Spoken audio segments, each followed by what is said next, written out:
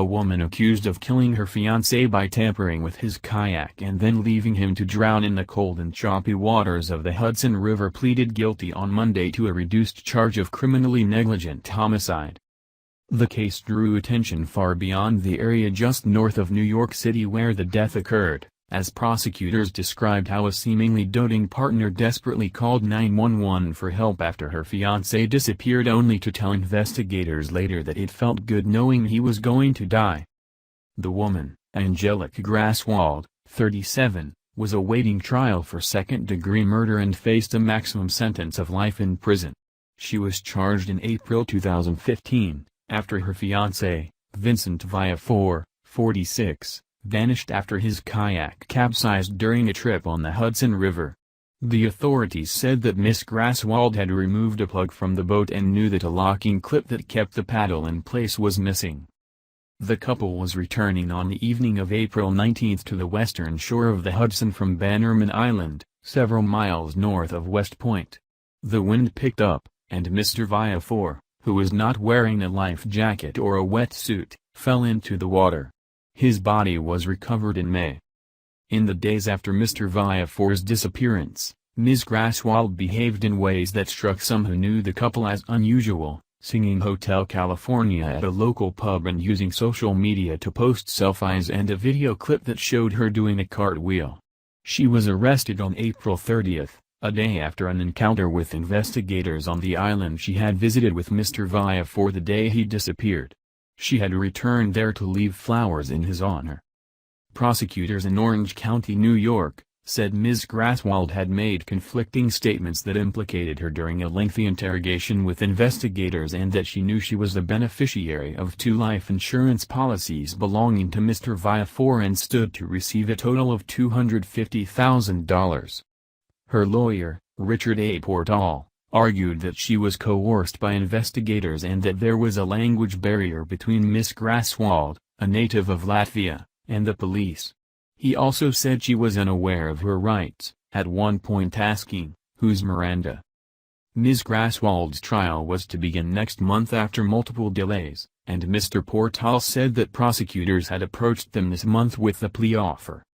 This plea ensures that the defendant will be held criminally liable for her actions, David M. Hoovler, the Orange County District Attorney, said in a statement on Monday. By pleading guilty, the defendant has acknowledged that Vincent Viafor's death was not simply a tragic accident, but the result of this defendant's criminal conduct. Ms. Grasswald is scheduled to be sentenced on November 1. Under the terms of the agreement, she is expected to receive from 15 months to 4 years in prison, prosecutors said. But Mr. Portal said that, taking into account the 27 months she has spent in jail since being arrested, she expects to be released by the end of the year. She knows she's coming home, Mr. Portal said. She can focus on moving forward.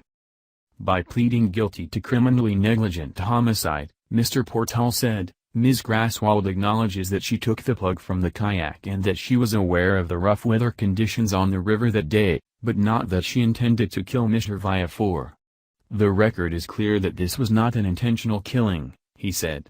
This was a case of negligence. Ms. Grasswald came to the United States from Latvia when she was 20, taking a job as an au pair for a family in Connecticut. Mr. Viafor, a construction manager who lived in Poughkeepsie, grew up near the Hudson River, in Wappinger, in southern Dutchess County.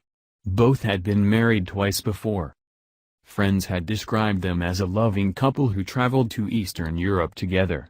On Facebook, Mr. Viafor had posted a photo of the couple kissing in front of a setting sun, saying they planned to have their wedding on the Baltic Sea. But during the interrogation, a video recording of which was expected to be presented as evidence at trial, Ms. Grasswald expressed frustration to investigators about the couple's relationship, complaining about what she said was Mr. Viafor's interest in pornography and group sex. She also described her ambivalence as he drowned. At the end of the questioning, she blurted out, "I wanted him dead and now he's gone and I'm fine with it." But in a subsequent television interview, Ms. Grasswald said of Mr. Viafor that she loved him and didn't do anything to kill him. Prosecutors said that in addition to removing the kayak's plug, Ms. Grasswald had also tampered with Mr. Viafor's paddle. After he fell into the water, prosecutors said, she delayed in calling 911 and intentionally capsized her own kayak to make it look as if she had tried to save him. After Mr. Viafor's body was found in the river weeks later, the medical examiner, in a decision that was met with criticism, was explicit in detailing the cause of death: kayak drain plug intentionally removed by other.